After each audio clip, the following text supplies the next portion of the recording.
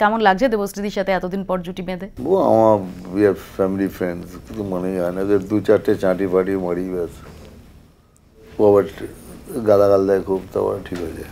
তো দেবশ্রীদি গালি দেয়? উড়িয়ে বাবা, ও গালি শুনেছিস নাকি? তাহলে আর বল, হেভি গালাগাল দেয়। একবার গায়ে সাপ ছেড়ে দিয়েছি। মানে সত্যিকারের সাপ? আচ্ছা, হ্যাঁ, নকলি সাপ।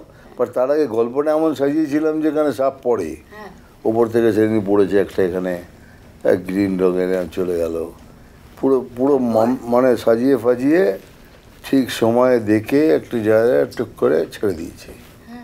তারপরে চেঁচামেচি করে তারপরে 15-20 মিনিট যা গালাগাল দিয়েছে, সে কানে হাত দিয়েও পড়ে। Beep beep beep beep beep beep beep কোনো পুরো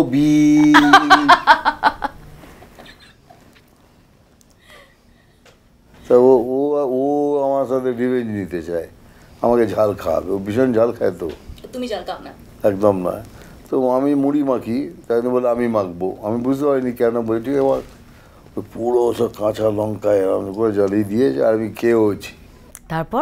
তারপরে কি বিনা আগুনে উপরে ফায়ার ব্রিগেড না, সোজা চাঁদে। তারপরে তুমি আবার পাল্টা বিপগুলো দিলে? পাল্টা বিপ দিইনি, তাই বলেছিলাম স্যার আবার তোকে ওই করবো।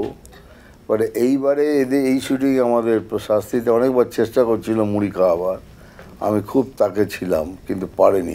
দেবশ্রীদি তো পশুপ্রেমী, মানে যে প্রেমী, পশুদের প্রেমী, তার মধ্যে সাপ পড়ে না কেন পড়বে না? সাপও পড়ে। সাপও পড়ে, কিন্তু সাপে ভয় পায়।